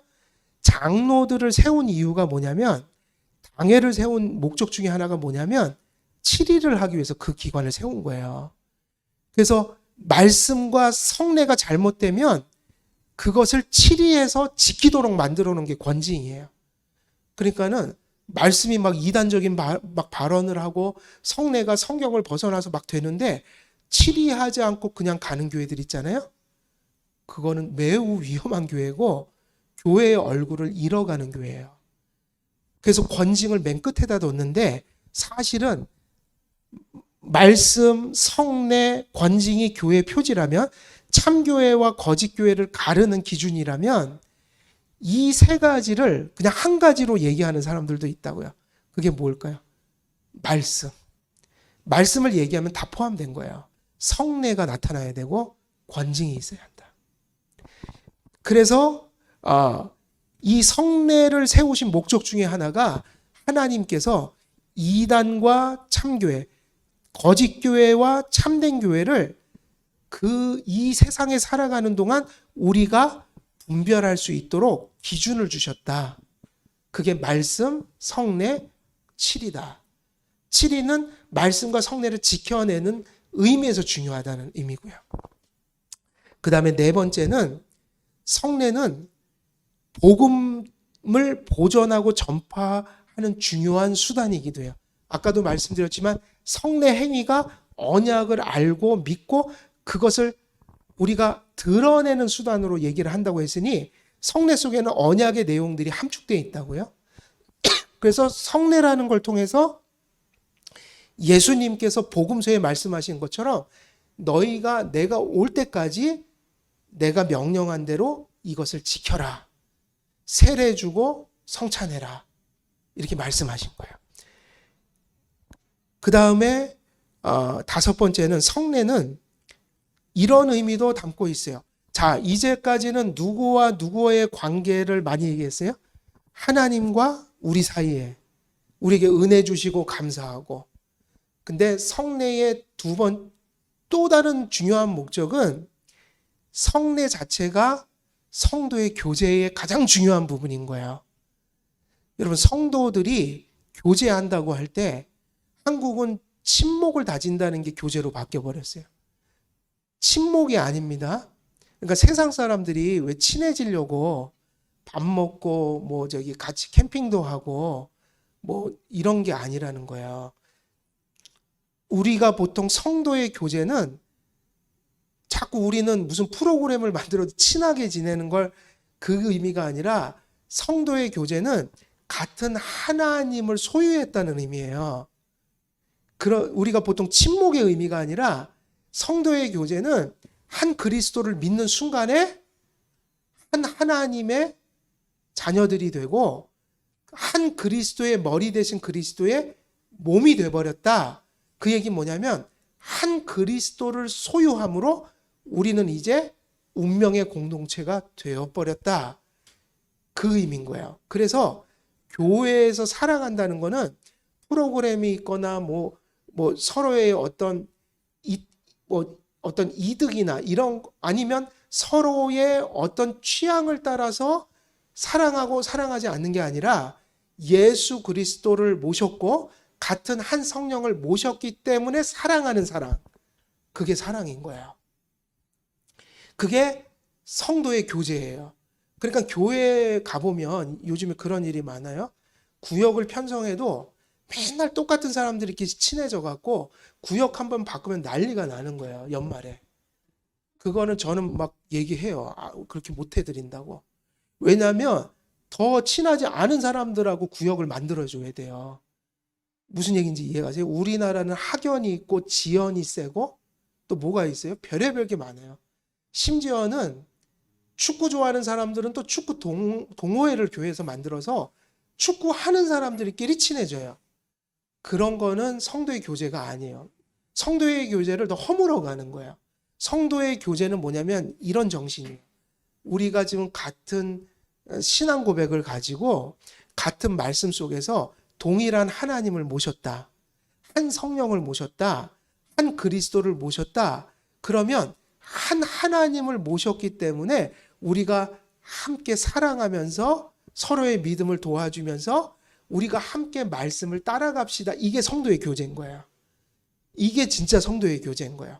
그러니까 우리가 서로 친하고 사랑하는 의미가 어떤 이유 때문이 아니라 한 교회에 소속돼 있다면 같은 그리스도를 모셨기 때문에 사랑해야 되는 거야. 성도들한테 그걸 끊임없이 해줘야지, 그렇지 않으면요 다 끼리끼리 삽니다. 이유는 한 가지예요. 왜 교회에서 성도들한테 관심 가지고 사랑해야 합니까? 같은 성령을 모셨으니까. 우리가 같은 한 교회의 몸이 됐으니까.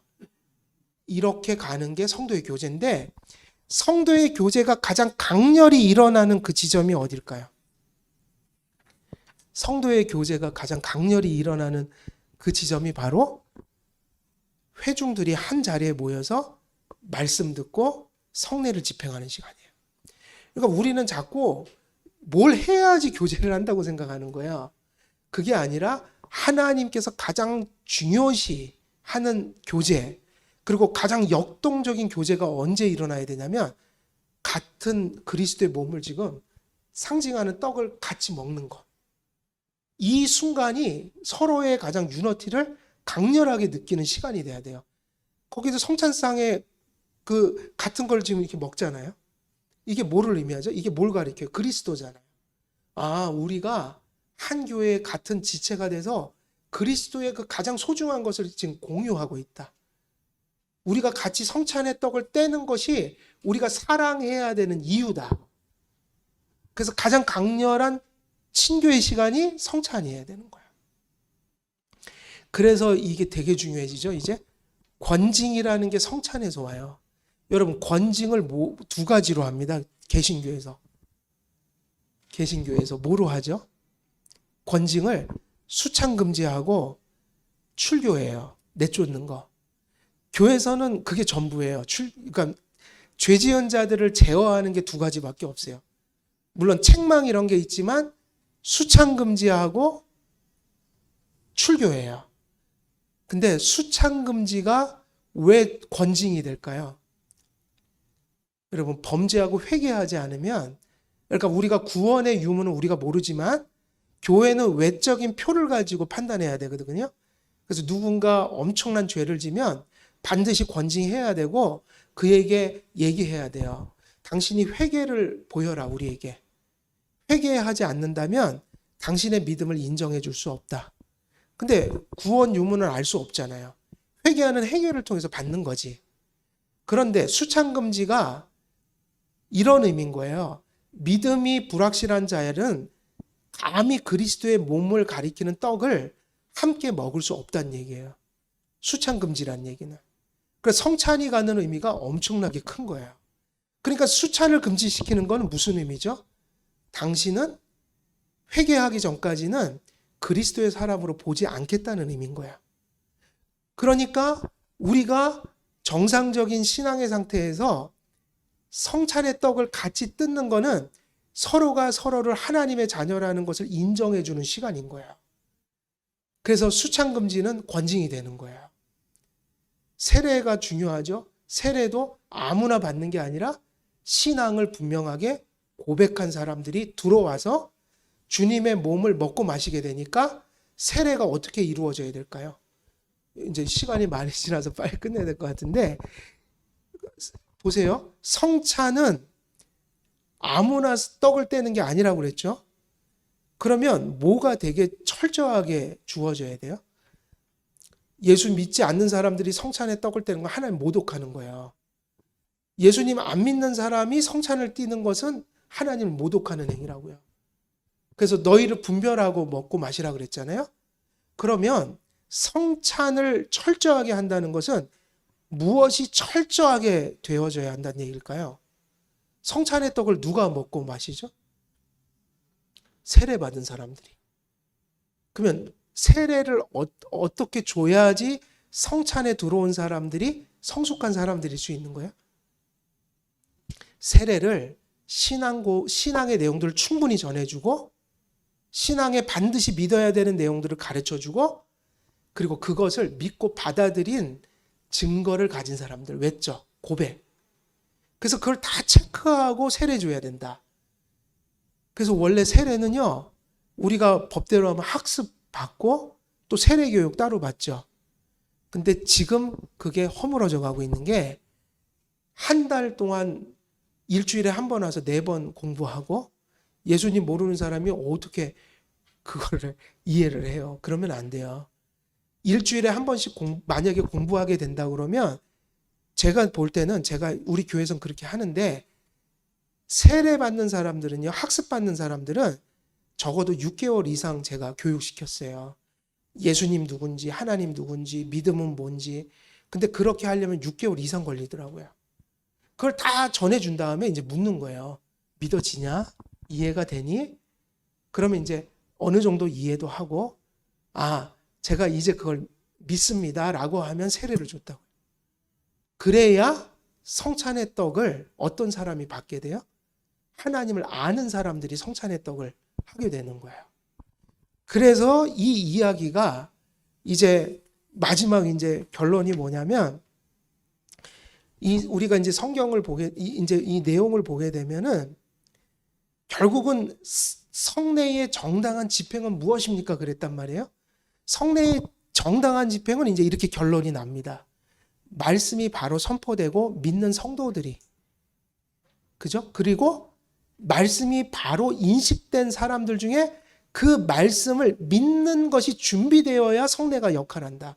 그러니까 말씀과 믿음이 중요하다. 그리고 그럴 때 성례가 성령의 임재를 통해서 우리의 믿음을 인친다. 실제적인 은혜의 실제가 임하게 된다. 그럼 이제 마지막 정리하는 부분이 이렇게 되죠. 그럼 성찬은 정당한 성찬, 하나님께서 은혜를 베푸시는 성찬은 반복되는 얘기지만 무엇을 참 우리가 열심히 해야 되는 거예요. 성도들도 그렇고 목사님들도 성찬에 참여하는 성도들이나 그걸 시행하는 목사님들이 어떤 의식을 가져야 되는 거예요. 말씀을 소중히 여겨야 된다. 그리고 믿음에 대한 바른 인식이 있어야 한다. 그리고 성례를 집행한다. 그러면 이제 그것을 성실히 해야 된다. 그러니까 이제 사도 바울의 이 말씀을 들을 때 좀 당황스러운 거야. 그러므로 누구든지 주의 떡이나 잔을 합당하지 않게 먹고 마시는 자는 주의 몸과 피에 대하여 죄를 짓는 것이니라. 그래서 이 말씀은 뭐죠? 말씀을 알아야 된다. 믿음을 정립해야 한다. 그리고 그러한 성례들을 우리가 정말 경건한 마음으로 깨어있는 마음으로 성실히 그것을 시행해야 한다. 참여해야 한다.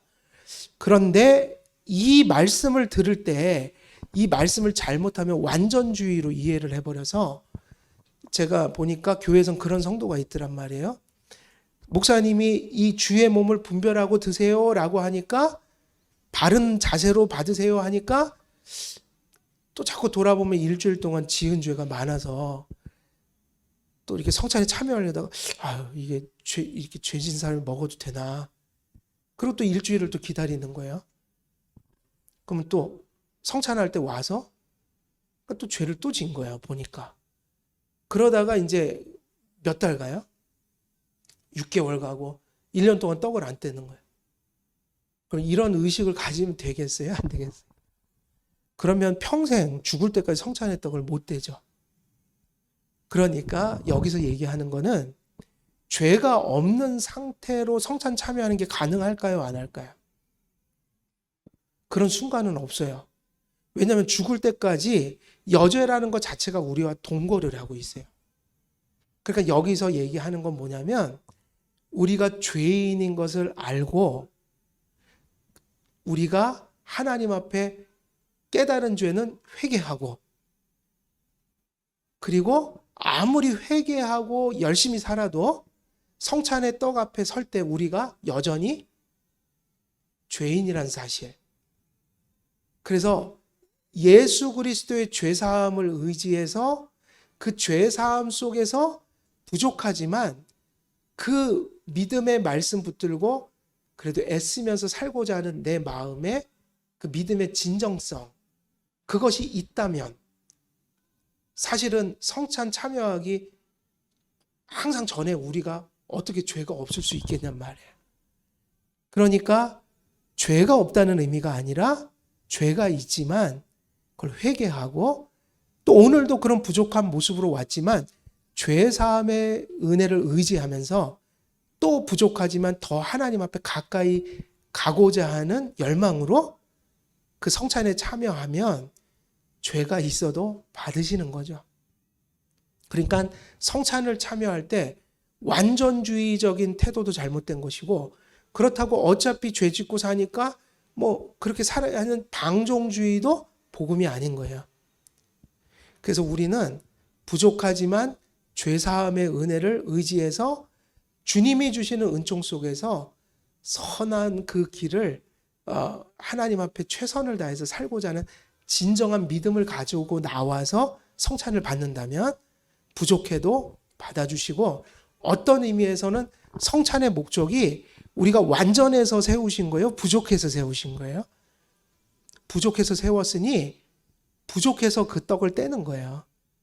저는 항상 그렇게 기도하거든요. 하나님, 저 너무 부족해서 제가 너무 부족한 채로 왔는데 부족해서 이 떡을 떼니까 하나님 저를 좀 성숙하게 만들어 주십시오. 이 떡을 먹을 때 제가 더 신앙이 자라가게 해 주십시오. 제가 너무 부족해서 주님의 떡과 피가 너무 필요합니다. 이렇게 기도를 해요. 그렇게 이제 얘기를 하면, 이제 여기까지 얘기하면 제가 10페이지에 담겨 있던 내용은 다 이제 전한 것이고, 다음에 나오는 내용들은 이제 구체적으로 세례가 뭐고 성찬이 뭔지를 이제 설명을 하는데, 그건 이제 개인적으로 이제 읽으시면서 좀 공부하셨으면 좋겠습니다. 아유, 너무 긴 시간 너무 감사드리고요. 제가 여기까지 하고 마치겠습니다. 기도하겠습니다. 살아계신 하나님 아버지, 긴 시간 우리 학우들과 또 이 귀한 내용들을 나누게 해주셔서 너무 감사드립니다.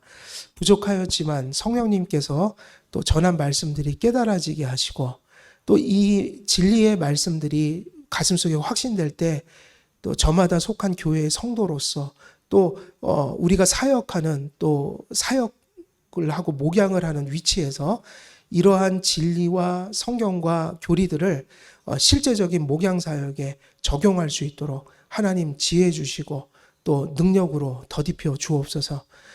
이 모든 말씀들이 목양의 신앙의 현장 속에서 또 참된 결실로 나타나기를 간절히 소원하오며 우리 주 예수 그리스도의 이름으로 기도드리옵나이다. 아멘. 예, 감사합니다.